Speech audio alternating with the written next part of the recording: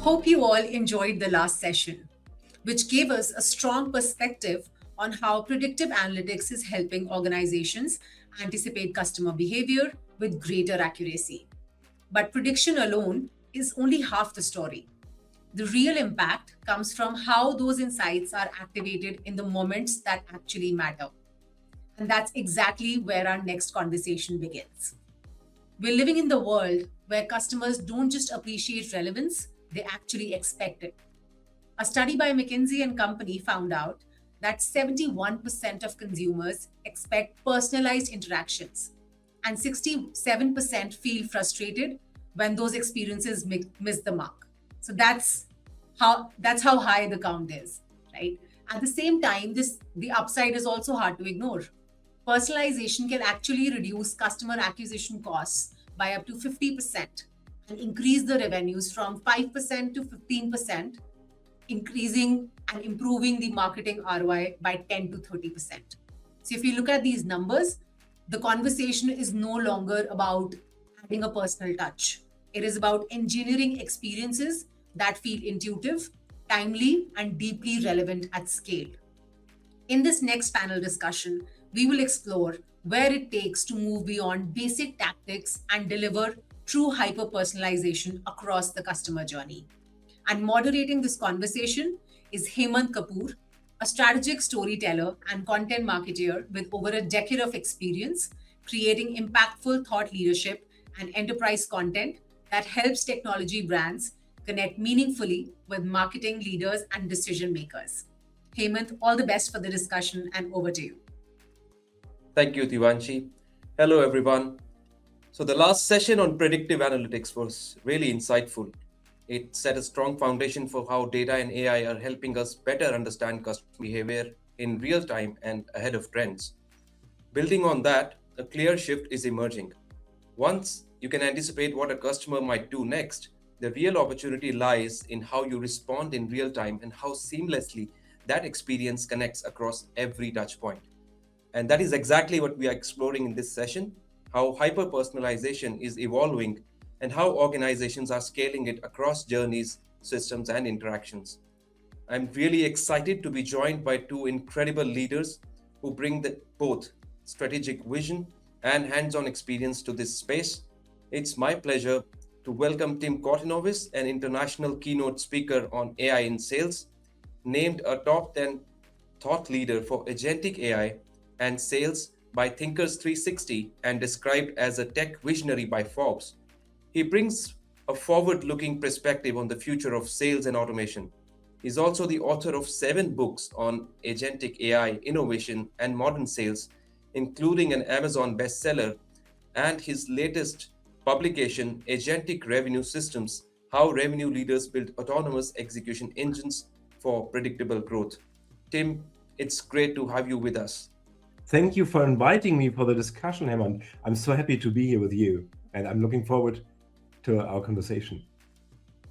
Perfect. And joining Tim is Lara Shackelford, CEO of Hawksmoor.ai. Lara is an enterprise AI and go-to-market strategy leader focused on closing the gap between AI investment and real revenue outcomes. With over 25 years of experience and leadership across Intel, Oracle, Microsoft, and Marketo, she has driven growth for some of the most recognized names in enterprise technology.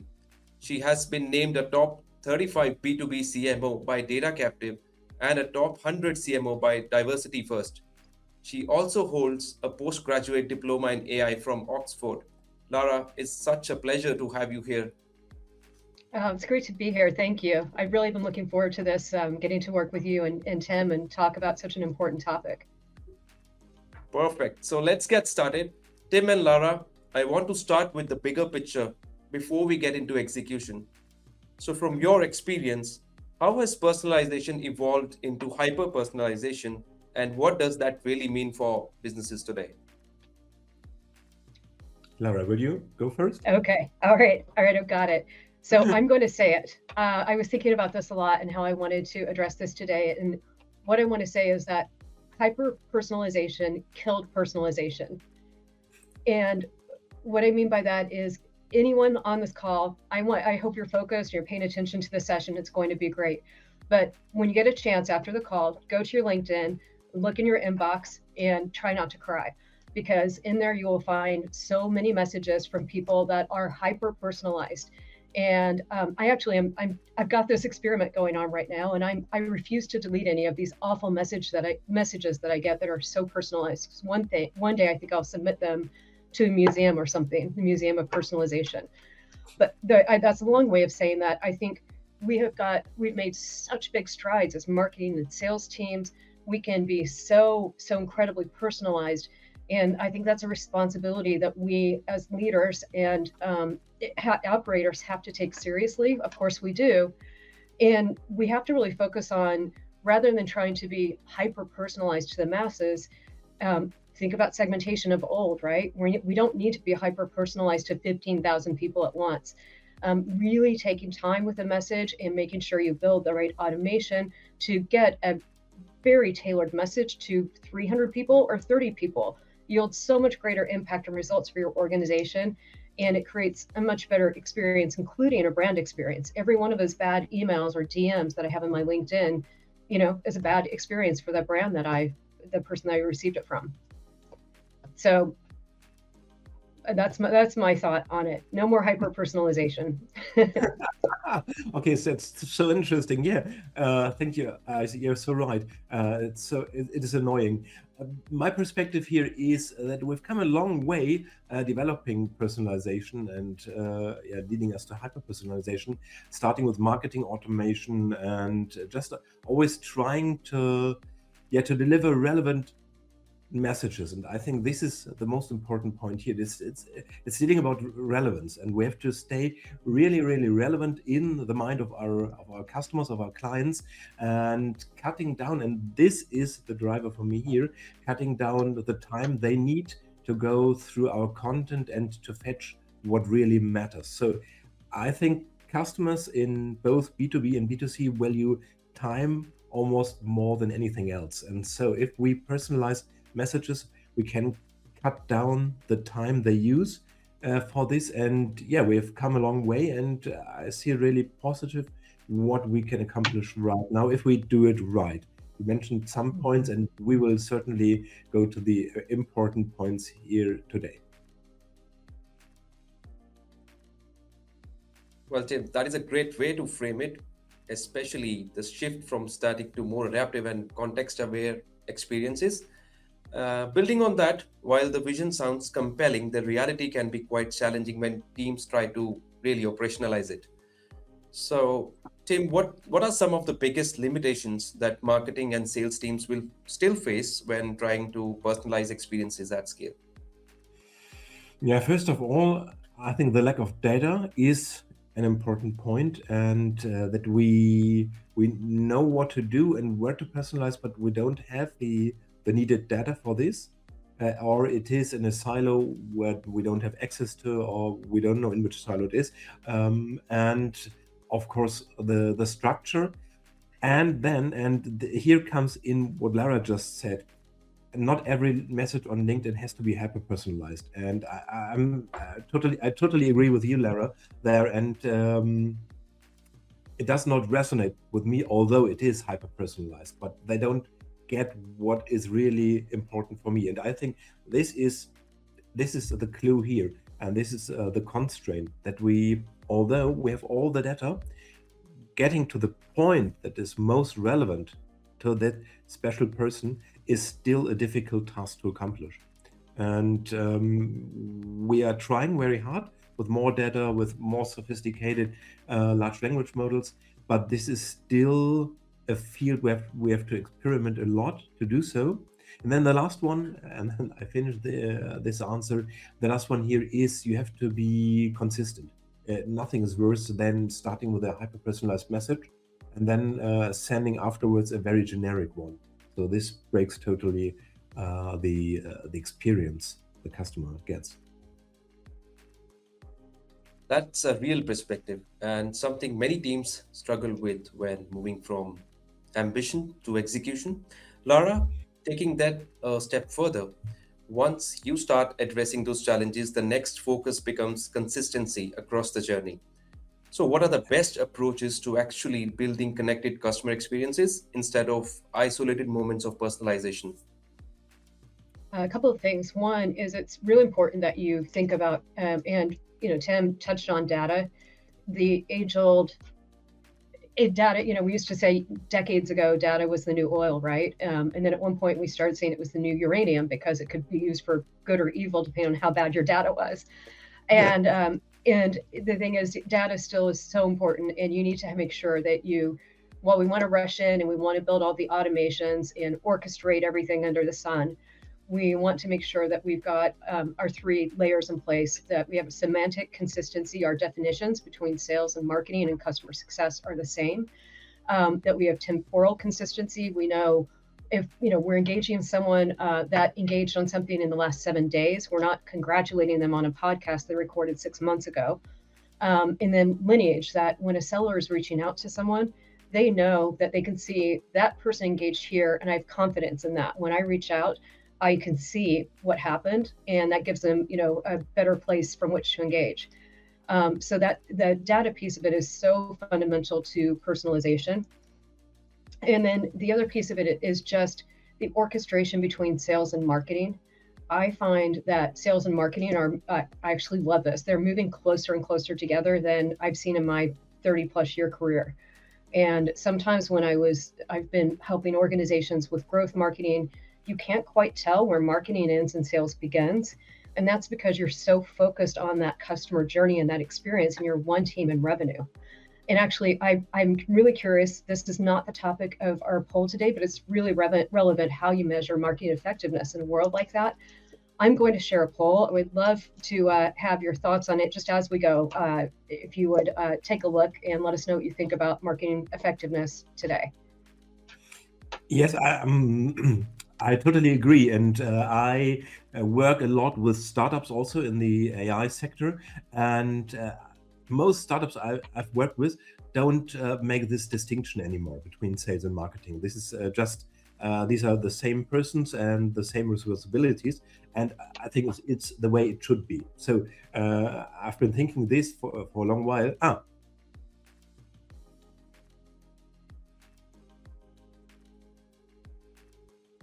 Yeah, so meanwhile, we'll go to the next question, and that would be for Tim. Let's see what votes do we get for the poll. So, Tim, another shift we are seeing is brands trying to become more proactive instead of reactive in how they engage customers. So, how do predictive insights play a role in anticipating user behavior? Yeah, predictive insights are most important because they create more relevance still and more speed. And if we know what the customer wants before them, we can offer them something before they know they want it. So this is paying into this pillar of speed and relevance more than anything else. And also we can build systems around preventing churn, for instance, or we are noticing that the customer is hesitating, and this predictive insights is something like what in a human person would be the instinct, and so machines are getting instinct with these predictive insights, and we can know beforehand, and we can react to something that will happen in the future. So we can prevent churn better, we can help hesitating customers, and we can deliver more value more accurately. And I would like to poll here just our audience, as predictive insights, of course, is a very complex topic, and I would like to know who of you is actually using predictive insights in their marketing and sales systems to work and to have this instinct in your marketing systems. think the audience would be more than happy to answer these questions. And of course, the poll that Lara has shared. Uh, I believe we still should keep moving with the session. And so, Lara, I have a question for you now. So, I believe it's time to bring in the human side of the equation as well, because with all this technology, there's always a balance to strike. So, how would you distinguish between the role of human intelligence and the role of tools when it comes to mapping and managing customer interactions? One thing I want to go back to is one of the points you raised, Tim. You talked about relevance, and I think that context is so important today. Today in the world of AI, we have so many options, things we can do to engage with people, and we really require that human context in how we engage. And so I think that's crucial. And I would really look at how, if you think about, we're drowning in signals today, right? I often talk about signal integrity and how important it is, and that's great. But we have, 80 signals this minute on me and what you can go find out about me, or, things I like, all of that. But then sometimes we're automating on the wrong things, and we're not really engaging on the things that are most important. And so I think it takes that human context to be able to see, where do we engage? What are the alpha signals? What are the alpha signals about Tim that are going to give us this insight that says, we saw Tim do this thing, and that's something that's only relevant to our business. And when we see that, we know that is a signal that he's going to close a deal with us in the next 7 days. So we need to jump. And so it's really about getting, the freshest signals that you can with a company like Tam Radar has really fresh signals, other companies like that. And then making sure that the signals that you're acting on are the ones that really move the engagement and make a difference for your customers in that context that I mentioned. Well, that perfectly captures it. The smartest companies design the human AI balance before actually scaling the tools. Before we wrap, Lara and Tim, would you like to add any other thoughts for teams that are just beginning their journey toward hyper personalization? Yes, I would like to share one more thought I had, and it connects directly to what Lara just said. And this is, in the era of AI, we have also sometimes to focus on the costs. And AI is cost intensive. And if you personalize everything, just no matter what, you will have exploding costs. And you have to, just for the costs, for the sake of the costs, you have to focus really on where to personalize and what makes sense really, what needs personalization and what maybe not. And this is just what I would like to add there. But apart from that, I'm totally convinced that hyper-personalization is the way, as it helps us to cut through the clutter, to get less noise and more meaningful content. That's a pretty insightful thought. I think we are pretty much running on time, and we have a question from the audience. So I'll read out to you if you'd like to pick that as well. What are the biggest mistakes brands make when trying to personalize customer journeys? That's an audience question. Lara, will you answer? Yeah, I'm thinking there. I think again, it goes back to. I love your last point, Tim. I guess I'm going to go back to it because I remember the day 2 years ago when I got approval to get a system that was going to give me the freshest signals, and that it was a web scraping, essentially web scraped. So I paid whether it was going and scraping a website for a signal. I paid whether they got that signal or not. And I bought, these tokens, and I thought I had a year's worth of tokens to go run and make an impact for my business. And we could have been out of them in 3 months' time. And so it's really about thinking about, again, what are the signals that matter? What are the ones that are going to move the business for you? And now I'm bringing it back quickly to the poll we just shared about marketing effectiveness. I have to say that I saw a lot of people saying, hey, we're still using MQLs. It's a hard one to transition off of. but it just lit my soul on fire when I saw that so many people said, no, we're not using MQLs. We are one team in revenue with sales. And that is what is going to deliver the best customer experience. Ultimately, that is what's going to allow us to be hyper-personalized when we focus on the customer together. Very well put, Lara. I mean, that was an incredible way to put it across. I think there's another question that has come to us from the audience. And so here's the question: as AI becomes indistinguishable for human interaction, how do leading organizations redefine authenticity and turn empathy itself into a strategic differentiator? Could you say it Might I- again? Go ahead, Tim, if you have that. Yes, I have a thought on this because this is what I'm actually dealing a lot with these days. Of course, authenticity is important, but is it really that important? So in your marketing efforts, you have to think about how much authenticity do you need? And my perspective on this is if you make the comparison with a movie, let's say, and you have a director, and the director directs everything, but they are not in front of the camera, they're not writing the script, they're not after the camera, but still the directors are the persons creating the movie. And so it is still an authentic movie by Christopher Nolan, let's say, for instance. And I think with AI, it's nearly the same. We as humans create something very incredible, valuable, and it might not be made by a human, but still engages with other persons because it is astonishing, it is emotional, it has everything good marketing material should have. So why should it be done by a human? And I think we have to redefine authenticity and ask the question, how much authenticity do we really need if we have such engaging, emotional marketing material that does the job or that really works?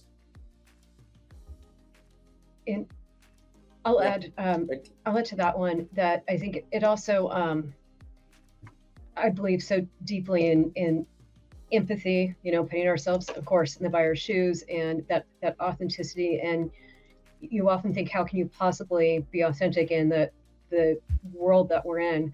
And I think it's on us to create that authentic experience. And I assume you all have the same experience I do. It's almost with AI, you have to work that much harder. You think, oh, I'm more effective now, but you really need to take your context and your expertise in your role and apply it. And so, I have a Claude skill. I have so many Claude skills, but I have one course that is on my own tone and voice, how I talk. And I swear to you, and I have one for my brand for Hawksmoor. I think I'm adjusting them daily because you're constantly learning how the LLM responds. And it's, and I won't put, and if you find me doing it, call me on it. I will do my best to not put AI slop out into the world, right? But it takes extra effort, and I continually see myself just training and making sure that the things that I put out there are as authentic as they can be. Perfect, Lara. I think that's the kind of response that the audience wanted. I have come up with another question here. It's a lot of questions coming in for this session. That's great. So when you look at personalization landscape today, which emerging trend do you believe is fundamentally changing how brands build customer relationships, and why does it stand out to you? I hate to go back to the last answer, but I'm going to, because I was at a panel yesterday. I'm in Kansas City, Missouri right now with my family, and they have this really robust AI community here. And there were some people on stage talking. They were talking about brand, and they were brand experts, and saying, you can't use AI today because it's not authentic. And so I think the key today is, going that extra step to provide that, context, the human and AI, and in every situation. And there's a reason, we all know why it's so much harder to get through to people today with emails, because there is so much out there that is personalized, but it's too much. And we want to be in forums like this where we can engage with each other, right? And I'm finding roundtables are becoming so much more popular, and just smaller groups where we can get together and help each other through this, help each other engage with our customers and prospects and with our ideas. So anyway, that was a long way of saying back to authenticity. And I never imagined events would have the heyday that they're having today, but I say, we need to continue down that path. And here we are. Perfect. So, Tim, your thoughts? Yeah, my take on this would be slightly different. I would say one of the hugest trends for brands today would be that customers want to be seen. And I think personalization is a part of that of that thing, that customers are seen and they're not. Then, as you said, Hemant, in the introduction, customers know really well what is possible today. And this applies also to me personally as a consumer. If I experience something in a brand or in an interaction, and I know personally that it is truly better right now possible to accomplish this, I'm deeply I'm annoyed and I can't accept it. And so I think this trend is for brands that customers get what they know is possible right now, and this helps them to be seen by the brand and their necessities, and not only just one more customer. Very well put, Tim. I have another question from the consumer side of it, because we often think about, when we think about personalization, we have to think about aspects such as privacy and consent, right? So as consumers become increasingly conscious of data privacy and consent, how do you see trust influencing the future of personalized customer engagement? With integrity. So sounds so simple, doesn't it? Integrity. Yeah, of course. Yeah. It's I think governance has never been more important. I as a marketing, and sales leader now, I am always looking forward. I check regularly. There's nothing that I take for granted in how I've set up my data and my engagement today. I would rather people see that I'm being a little overprotective, and they have that experience with me than feel like, it's an experience where someone else is going to be reaching out to them that they didn't want because they engaged with me.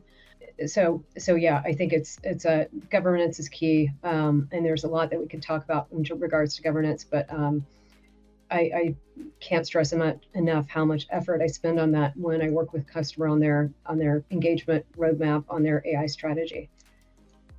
This is one of the most important points in my keynotes right now, talking about governance and starting when you implement AI agents in marketing and sales in your business and to drive it, you should start with the governance, and you should start with onboarding stakeholders as risk management, as security, and the legal departments. Although we as marketing people don't, it's not our natural habitat, but it is so necessary to start with this governance and now it comes to the most important word here, and this is trust. And we have to, as always, for the last 500 years, we have to build trust around the brand. And I think this integrity and this governance of how data is handled and how personalization is handled and how consent is handled, this is key. Yeah. I have to jump in and add here, I love your point about risk. One of the things I tell people today is, in marketers, it doesn't come naturally, a lot of times, even to send an email out, organizations in healthcare and financial services, you have to run even an email through a compliance team, right? And but make your risk teams, make your legal, your security teams, your best friends. I've been able to work with those teams in the last few years to say, this is going on in the business. This is causing great risk. The person has no ill intentions, but I need you as a business partner in this to help me manage it and help guide them to, a better way of engaging. That's also going to be better for our customers and our brand. So lean on them hard during this time. I think that reflects how important governance and trust is when you're running a brand. I think we have another question which I think any of you can pick and answer. That's on generative AI. So, with generative AI rapidly reshaping digital experiences, how do you think personalization strategies will evolve over the next 3 to 5 years?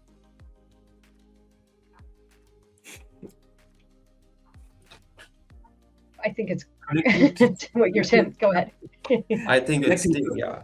it's connecting to what I said earlier. I think brands or enterprises will focus on where it is necessary, and then you will get highly only relevant information. And for instance, in my company, we are experimenting with, of course we have a newsletter, as a lot of companies still do, and it's still very successful, and it's called the Agentic Revenue Brief. And we're experimenting with it brings some news on the AI agents markets and some insights on new developments from the last week. It goes out every Friday, and we personalize it based on the email address and to the company domain that is behind it. So it's quite first stage personalization, but we can tell you, and it is really valuable. It works quite good. We can tell you what this particular news means for you in your surrounding. And so I think this, for instance, is a very valuable newsletter. It is more valuable than not being so. And these kinds of personalization we will see more and more in the next month. And maybe I think the whole sphere will change, and the way we interact with brands, and is switching right now. And what we've seen with websites in the mid-90s, we see right now with conversations, and every interaction will, in the next 2 years, most interactions will take place in a conversation, and in a chat box, or in an audio conversation, or even in a video conversation with the avatar of your of a customer service agent, let's say. So so everything will be tailored to us in this new sphere, more than it was possible on mere websites. And Thank another you, Tim. another thing, Yeah. one more. Yeah, please go ahead. Today, think about the fact we're building these. I always like to call it a signal-driven growth engine, whatever you want to call it. But we have all this complexity, and we can build the signals. I always go back to the signals, but we can build orchestration. Use triggers to build orchestration automations. But every single person in this room is probably getting a trigger right now, or a signal trigger right now, or a signal that says, oh, so-and-so changed jobs, right? There are about 8 signals now that everyone seems to get. And I think the thing is, what we have to do is really deeply get to know. I don't think we have to deeply get to know our customers and our audience and know more about them than, hey, if they're a CMO that changed jobs in the last 90 days, then they're probably going to be spending some money on MarTech in the next 12 months, right? Think about how you engage differently. And again, for me, it's forget segmentation. I'm sure you have all heard it many times before. And it's really getting down to that individual audience to meet them in a tailored way. Thank you, Lara. Thank you, both of you, once again for your forward-looking perspective on this subject. I believe we have covered how personalization. I'm sorry, I would like to add something more. You get a glimpse of what will happen in the future with, when you interact, for instance, with a chatbot like Claude, and it remembers what you wrote 2 months ago, and it remembers, it remembers what are you working on and what is in your mind also, and it reacts on this basis. I think then you get a glimpse of what will be normal in the next 2 years. So That's right, Tim. Absolutely agreed. So that was a truly insightful discussion. Thank you so much, Tim and Lara, for breaking down what it really takes to move from basic personalization to delivering meaningful, scalable, and one-to-one experiences. What really stood out to me, and I'm sure this is the same for the audience as well, is that hyper personalization is no longer about isolated campaigns or channels. It's actually about creating connected, data driven journeys that respond to customers in real time, and that too with relevance and intent, right? From leveraging AI to unifying data to orchestrating experiences across touch points, and doing all of this while maintaining trust and consistency is this is what this session has made clear to all of us. The brand that gets it right are the ones that will lead in the customer experience space.